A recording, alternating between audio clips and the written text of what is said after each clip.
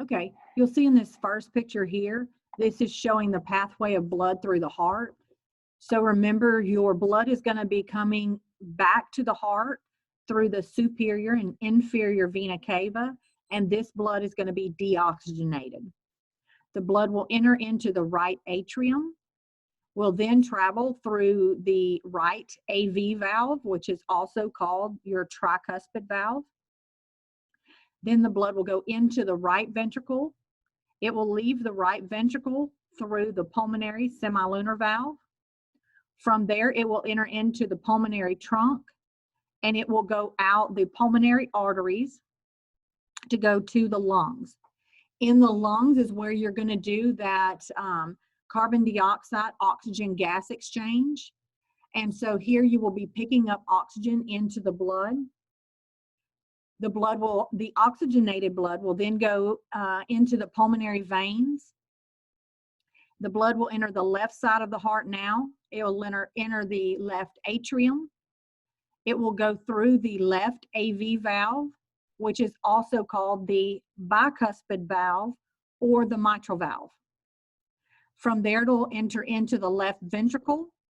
Then it will leave the left ventricle through the aortic semilunar valve, and it will go into the aorta. It will go up the aortic arch, and if it's going to the head, neck, and upper limbs, it will also go out those aortic branches through the top of that aortic arch. So it'll go through your brachiocephalic trunk, your left common carotid artery, and your left subclavian artery. If it's going to the trunk and the lower limbs, the blood will descend through the descending aorta and then go through the abdominal aorta so that it can give that oxygenated blood to the trunk and to the lower limbs. Okay, moving on to the second picture here. This picture is showing the electrical impulses in the heart. So the electrical impulses are going to be generated in the SA node, which is also called the sinoatrial node. These are called this is your pacemaker of your heart. So this is going to set the pace of the heartbeat of the entire heart.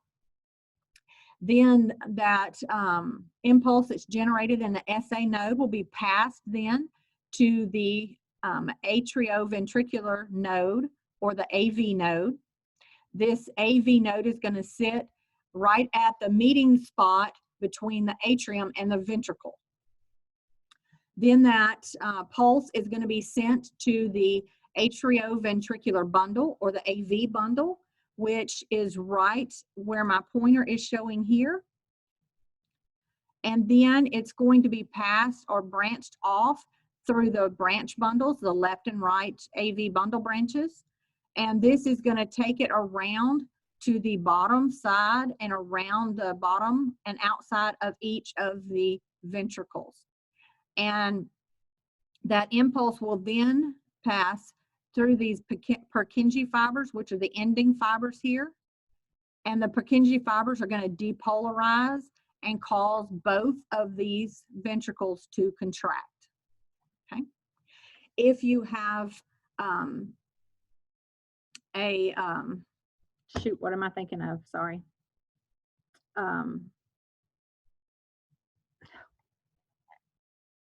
I'll come to it in a minute when I think about it. Okay, going to this picture, you have congestive heart failure, and this is comparing the left side with the right side. So these are your signs and symptoms. And it's really easy to remember if you think of the left side with the acronym FORCED and the right side with the acronym BACONed. So on the left side, FORCED, it stands for fatigue, othopenia, rales and restlessness, cyanosis and confusion, extreme weakness, and dyspnea. And the right side, BACONed, is going to be bloating, anorexia, cyanosis and cool legs, oliguria, nausea, edema, and distended neck veins. Okay, this picture here with the guy on the left side and the girl on the right side, it's just a review of what we just said above. It does add a few extra things in there. Like on the left side, you're seeing that pulmonary congestion. Remember, this is going to be the congestion in the lungs or in the blood vessels around the lungs. So you're going to have increased fluid buildup in those lungs. And that's going to cause that cough, crackle, and wheezing. And then over here on the right side here with the right-sided failure, you can see that her belly area is very distended. And that's because of your liver and your spleen enlargement. Your liver enlargement is hepatomegaly, and your spleen enlargement is splenomegaly. And also the congestion in the GI tract. So all of that is in the belly area. So you'll see that distended belly because of those. And then you're also seeing the dependent edema, which is the swelling in the lower limbs and the feet. Okay, going to this picture right here, where you're seeing the flow chart of the right heart versus the left heart failure. In the right heart failure, this is going to cause congestion in the peripheral tissues. And again, that's going to cause fluid buildup in the lower limbs. So you're going to have those lower limbs, being the lower legs and the feet, are going to be very swollen. And you can do the little test where you press in with your thumb into those tissues. And if the tissue springs back, then it's not swollen or it doesn't have edema. But if it is remains imprinted or indented, then it's showing marked edema. Okay, we already talked about the GI congestion. So in here, you're going to have congestion in the GI tract, or swelling and backup of fluids in the GI tract, of course, which is going to cause GI distress, and you're not going to feel like eating. So, excuse me, you can have weight loss. Liver congestion, remember we talked about you're going to have that hepatomegaly, that enlarged liver. So because that liver is enlarged, it's going to impair the functioning of that liver. In the left-sided heart failure, you're seeing you have decreased cardiac output, which is going to cause decreased tissue perfusion. And decreased cardiac output also is going to impair gas exchange, because you're having that backup or that buildup of blood. And so the blood is not efficiently going from the heart to the lungs and back to the heart. And if you don't have that efficient traveling back and forth in that pulmonary circuit between the heart and the lungs, then you're going to have hypoxia, meaning low oxygen in the tissues, and that's going to result in cyanosis, which is that blue coloration, because you don't have oxygen in your bloodstream. You have more carbon dioxide buildup. And along with that decreased cardiac output, you also have pulmonary edema. Remember, you're not having that fluid move from the heart to the lungs, back to the heart, and out of the heart correctly. So you're going to have a buildup of fluid in that heart. I'm sorry, in that in the lungs area. And that's going to cause you to have a cough that has a frothy or foamy looking sputum. It's going to cause orthopnea, and you're going to have that paroxysmal nocturnal dyspnea, which basically means you're not able to breathe efficiently when you're laying down at night or when you're sleeping. You have a very difficult time breathing. This again is showing just another breakdown of the signs and symptoms of the left-sided versus right-sided heart failure. This again is just another one of those charts showing the differences in the two. This again is showing the same thing, the differences between the two, and then some of the shared findings. Right-sided heart failure, the causes, there are a couple different causes here.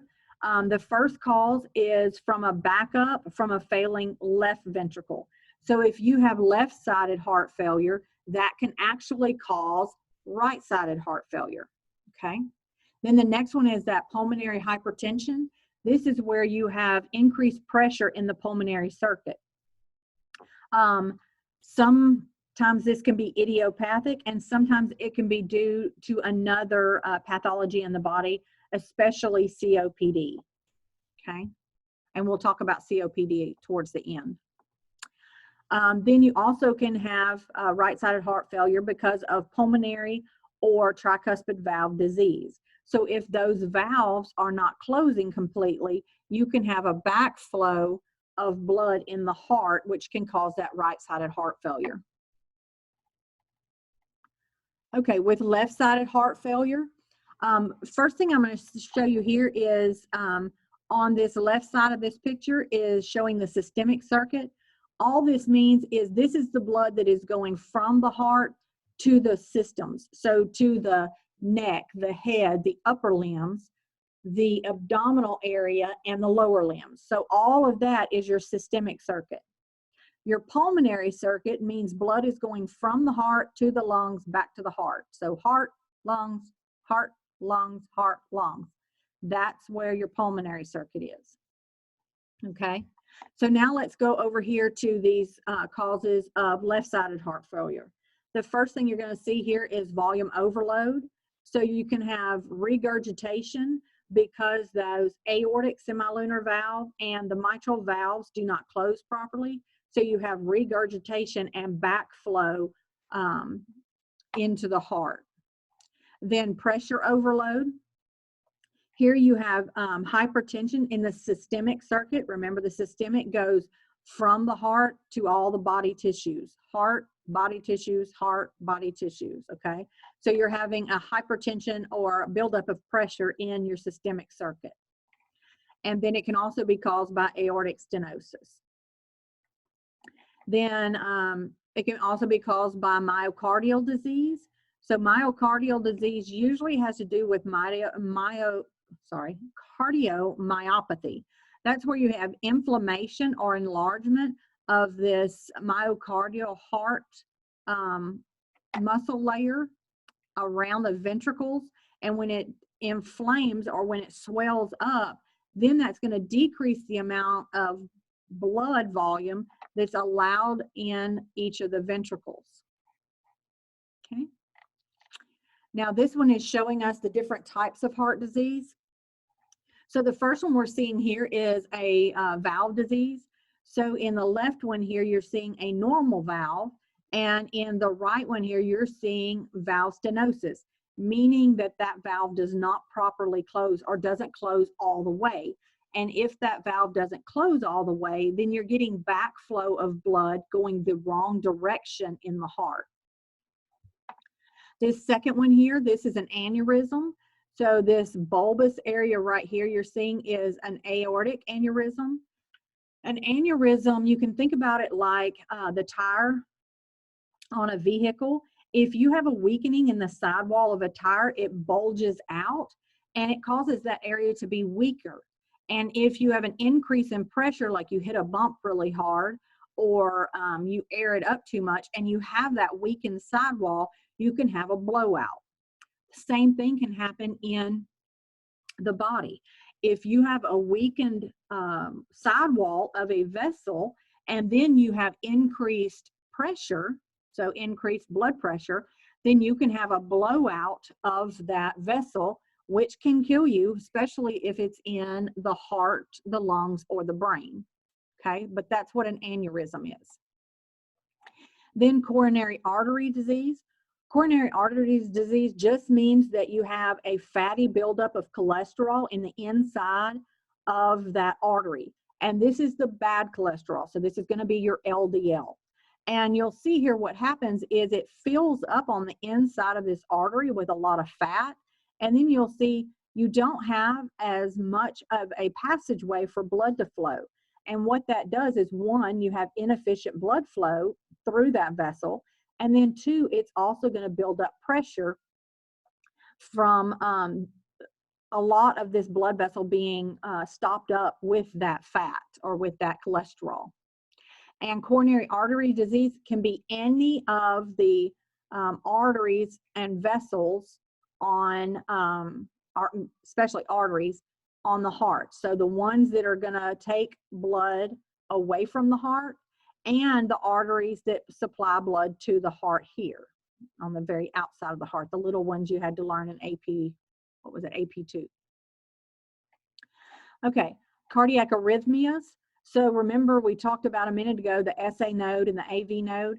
So if you have a misfiring from those AV nodes or SA nodes, doesn't matter which one, it is just a disorganized or messed up electrical signal that goes off in that heart. And what that does is it messes up the rhythmic pattern of a heartbeat. So then you can have a heartbeat that's too slow, you can have a heartbeat that's too fast, you can have an irregular heartbeat where your heartbeat's normal, then it kind of pauses too long, and then it tries to catch up, so then it does it like a fluttering. So that would be a cardiac arrhythmia. Heart failure, we talked about this one a minute ago. You can have left-sided heart failure or right-sided heart failure. So we won't go back into that one. Cardiomyopathy, remember that's where you're going to have, excuse me, you're going to have the thickening of the myocardium. Remember the myocardium is the main muscle that surrounds the ventricles. So any swelling or thickening of that myocardium, you can see in this side where it's thickened, it's going to decrease the volume of blood that can be housed in that ventricle, okay? And it can be on either side. It can be in the left side or right side. And then pericarditis. Pericarditis is going to be like swelling in that pericardial sac. So that pericardial sac can swell, usually because of an infection and fluid buildup in that pericardium. And then it kind of squeezes down on the heart. So the heart does not have as much capacity to contract and relax and contract and relax. So it can't form a full heartbeat. It's kind of compressed down. So it's hindered in being able to form a full heartbeat. Okay. This picture here is showing the risk factors for coronary artery disease. Remember, genetics is always a biggie. And smoking is a big predetermining factor for any kind of heart disease, but especially coronary artery disease. And then if you're overweight, usually when you're overweight, you have other things that come with it, such as a higher chance of diabetes, a higher chance of having high cholesterol, and having high blood pressure. So being overweight and having those other ones related to it, diabetes, high cholesterol, and high blood pressure, are some more contributing factors for coronary artery disease. So again, your family history, remember genetics is always a big thing, smoking, and then being overweight, and then the secondary causes, which usually go along with being overweight, diabetes, high cholesterol, and high blood pressure. So those are all contributing factors to coronary artery disease. Okay, chronic obstructive pulmonary disease. So remember, pulmonary has to do with the lungs. So in this, we're talking about problems with the lungs here. And remember, you need the lungs to oxygenate that blood that comes from that heart so that you have oxygenated blood that gets sent to the tissues.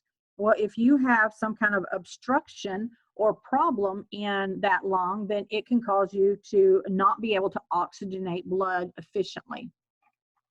So this first one up here on the right side is chronic bronchitis. Chronic bronchitis is usually caused by bacteria or viral infections. And when you have chronic bronchitis, that's meaning, if you'll look down at this picture of the lung down here, you'll see you have the trachea here, and the trachea splits off into your bronchial tubes here and here. So in chronic bronchitis, you're having inflammation in these bronchial tubes.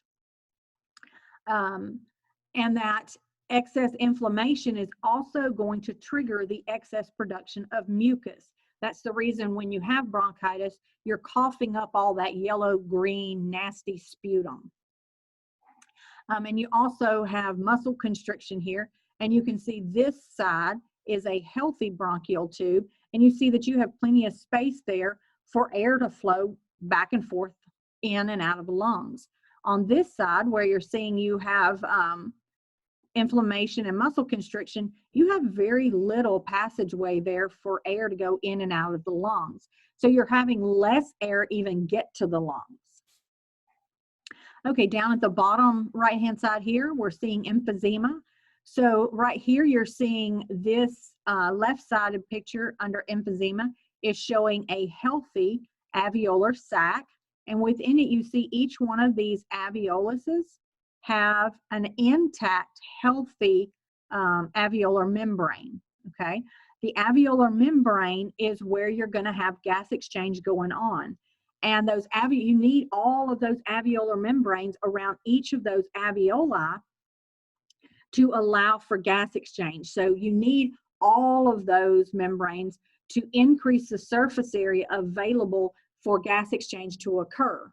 Now on the right side here, you're going to see an alveolar sac that is has emphysema or is affected by emphysema. And you'll see that some of these membranes have broken down, they've degraded around these alveoli. Therefore, you don't have as many alveolar membranes. If you don't have as many alveolar membranes, you don't have as much surface area, meaning you are not going to be having as much gas exchange occurring. So you're not able to oxygenate that blood as efficiently as a healthy person could. Okay. Then the last question that you had was about arterial and venous ulcers. So ulcers are open sores of the body.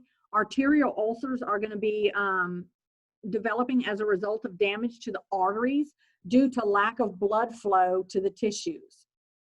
Okay, so this is going to occur more with your left-sided heart failure. Then venous ulcers are going to develop from damage to the veins caused by insufficient return of blood back to the heart. And you're going to see this more often in your right-sided blood failure or heart failure. Okay.